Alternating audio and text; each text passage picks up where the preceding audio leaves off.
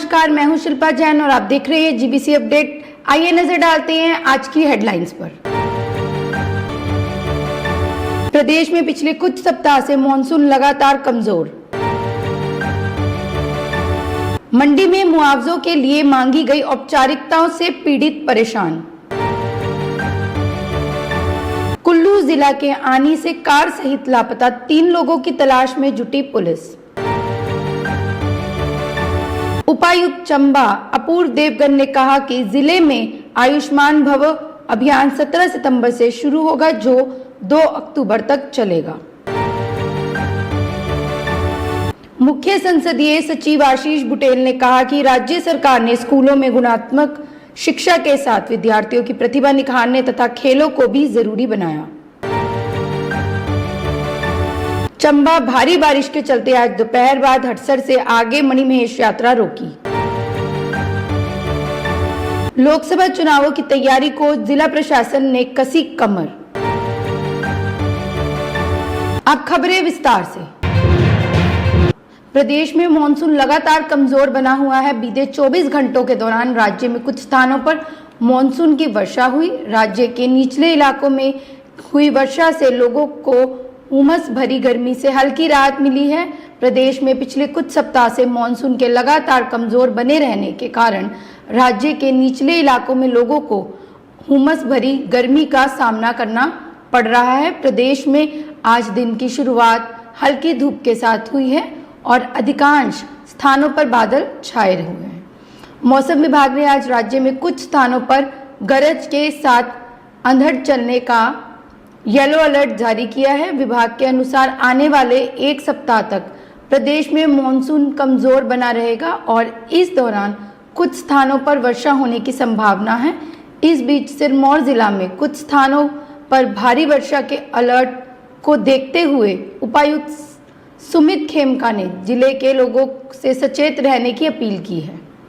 उन्होंने कहा कि जिले में अगले कुछ दिनों के दौरान कुछ स्थानों पर भारी वर्षा हो सकती है, ऐसे में सतर्क रहने की जरूरत है। उन्होंने लोगों को नदी नालों से दूर रहने की सलाह भी दी है।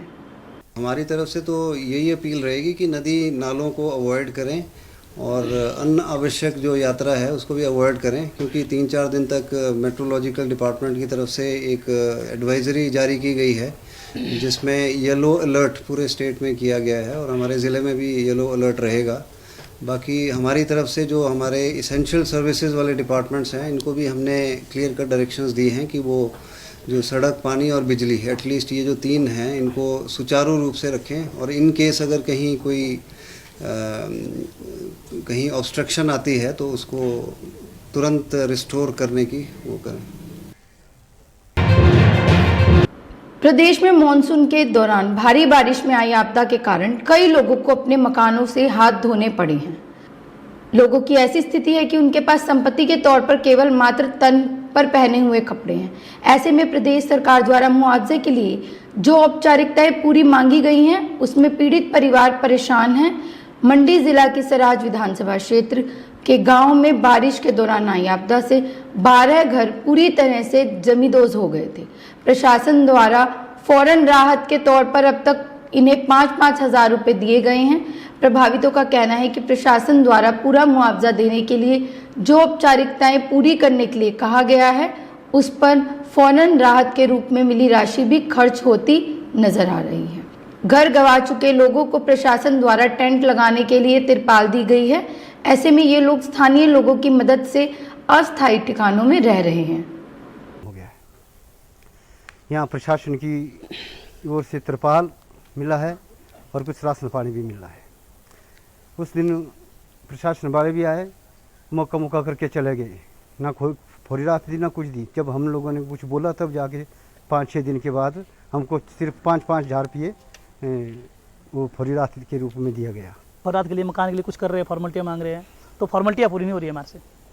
अभी तक फॉर्मेलिटी इतनी मांग रहे हैं, कभी गाय का टैग लाओ जी, कभी आधार कार्ड लाओ, कभी कुछ बैंक की कॉपी लाओ। सर वो तो सब कुछ बैग है, हमने कहाँ से लानी हो बैंक की कॉपी वगैरह, तो फॉर्मेलिटी उनसे पूरी नहीं हमारी हो रही। प्रधान से लिख के लाओ जी, मलकीत में घर की बादी जगह में घर है, तो अब फॉर्मेलिटियाँ पूरी नहीं हो रही है। अब तो बहुत जल्दी हो जाए तो फॉर्मेलिटी के लिए हम यही चाहते हैं कि फॉर्मेलिटी थोड़ी कम की जाए, कि सरकार थोड़ी जल्दी करे। हमारे पास एक तो पैसे नहीं है एक तो रहने के लिए नहीं है, समस्या रहने की है। सबसे पहले खाने की समस्या, 5,000 दिए, उसको फॉर्मेलिटी के लिए लगाया हम, या खाने के लिए करे, या बच्चों के लिए करे, कि पहनने के लिए करे। छोटे छोटे बच्चे हैं, वो बोलते हम क्या रहना हम जी इधर बाहर कैसे रहेंगे हम बाहर, बोले पूरा दिन दिशा कर, हम बोले कैसे सोएंगे, हम बोले अब तक कुछ नहीं रहा हमको, कहाँ जाएंगे हम।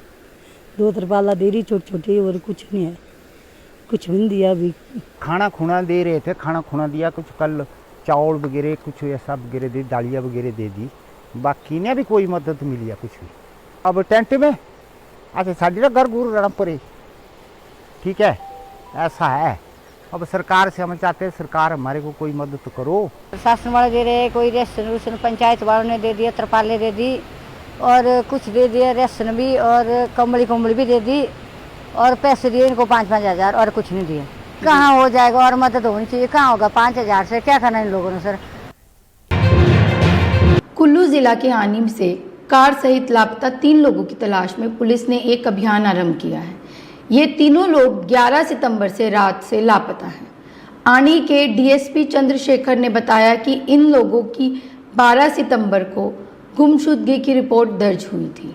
उन्होंने कहा कि लापता तोता राम, उसकी पत्नी लता और बेटी सोनिया शिमला की ओर आ रहे थे, लेकिन ये लोग रास्ते से ही रहस्यमयी तरीके से गायब हो गए। चंद्रशेखर ने यह भी कहा कि पुलिस और एनडीआरएफ द्वारा आरंभ किए गए सर्च ऑपरेशन में कार की नंबर प्लेट सतलुज नदी के किनारे मिली है। ऐसे में संभावना है कि लोगों की कार नदी में गिर गई हो। मामला 12 तारीख को हमारे पास मिसिंग रिपोर्ट आती है। उनके जो बड़े भाई हैं वो एक कंप्लेंट लेके आते हैं कि मेरा जो भाई है छोटा तोताराम जी, और उनकी वाइफ और उनके साथ उनकी जो बच्ची है, वो 11 तारीख की रात को शिमला से आनी में पहुंचे थे, और जिन भी सर्कमस्टांसिस में या सिचुएशंस में वो आए, वो 11:30-12 बजे तक आनी पहुंच चुके थे, एज पर द डिटेल्स। हमारे पास जो CCTV फुटेज भी है। दूसरे दिन जब 12 तारीख को वो उनका पता नहीं चलता कि वो रात को पहुंचे और सुबह कहाँ चले गए, तो उसके ऊपर हमारी जो मिसिंग रिपोर्ट है वो दर्ज होती है, और मिसिंग रिपोर्ट के बेसिस पे हम अपने लेवल पे इन्वेस्टिगेशन इंक्वायरी को शुरू कर देते हैं। और इस जांच में हमने हर पहलू पे अभी तक जो इन्वेस्टिगेशन की है, इंक्वायरी की है, उसमें हमें सफिशिएंट एविडेंसेस भी अभी तक मिल चुके हैं।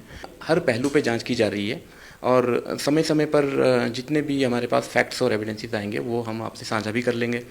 और इससे ज़्यादा तो अब जाके स्पॉट पे जाके और जो उनके जो परिजन हैं उनसे बात करके पता चलेगा।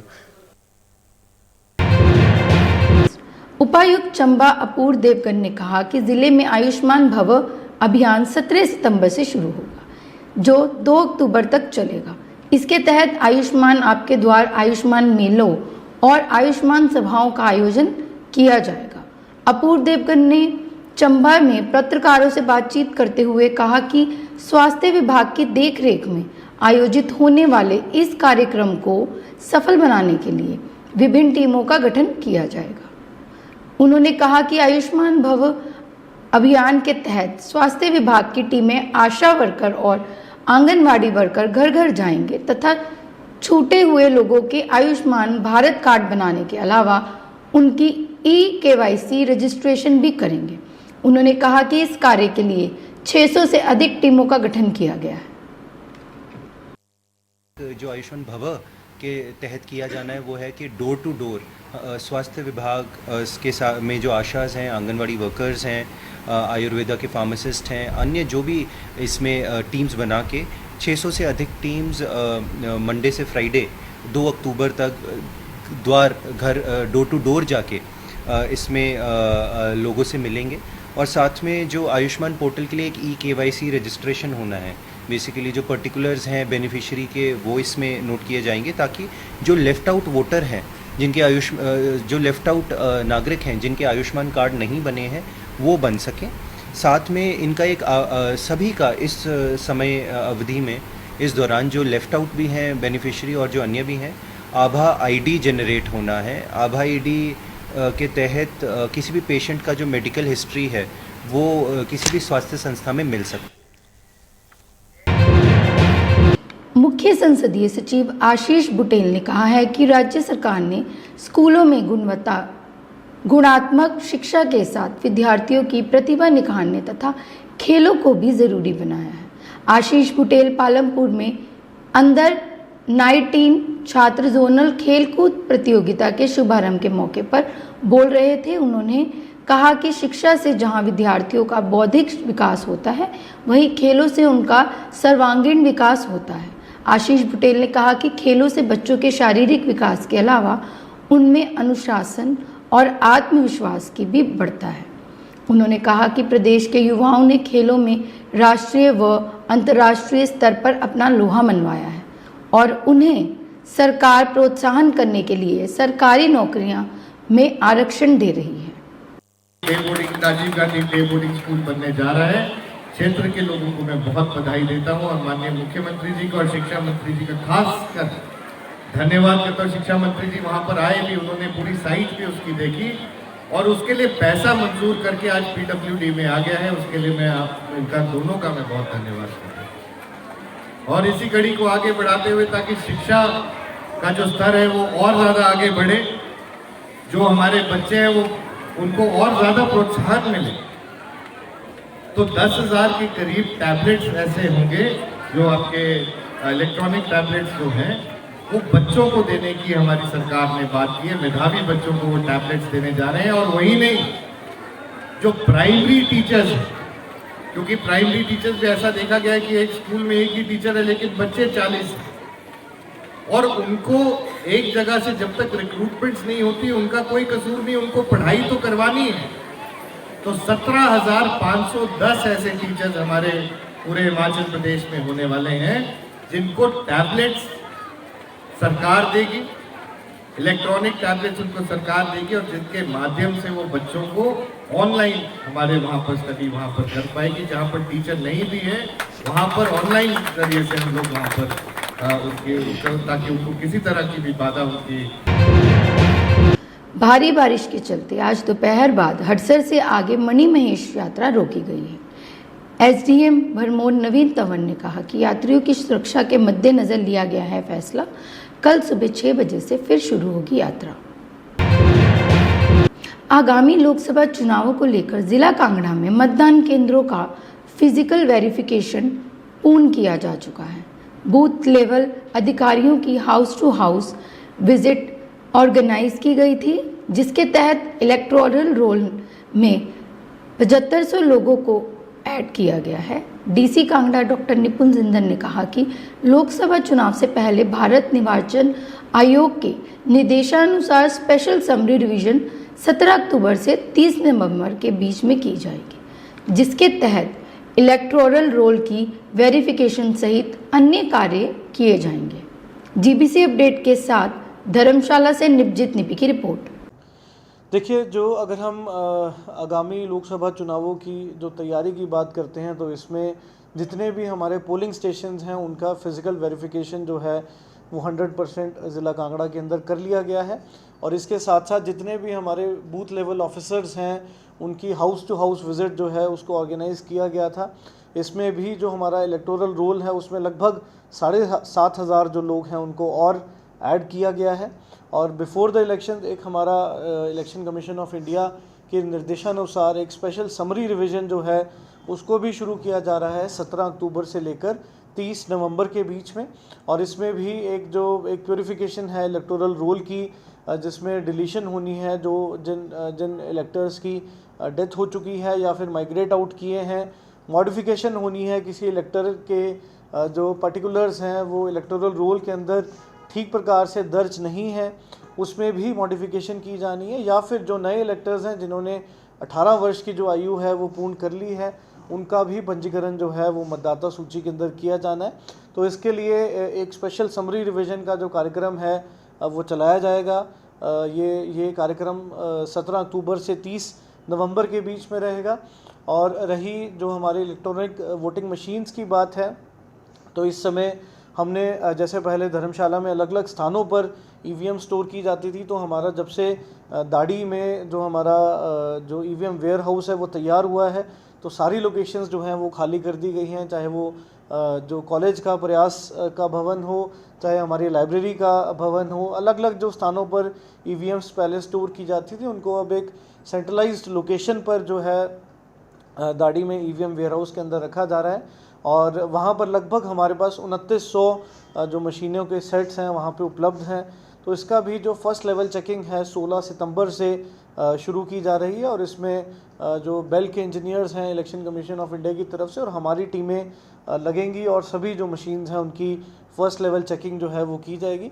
और ये अनुमानित है कि लगभग 40 दिन के अंदर अंदर हम इन सभी मशीन्स को चेक कर लेंगे और जो हमारी डिफेक्टिव मशीन्स हैं उनको भारतीय निर्वाचन आयोग वापस भेजा जाएगा और जो मशीनें ठीक पाई जाएंगी उनको आगामी लोकसभा चुनाव के लिए यहाँ पर रिटेन किया जाएगा। इसी तरह की और अपडेट्स देखने के लिए बने रहिए जीबीसी अपडेट के साथ। धन्यवाद।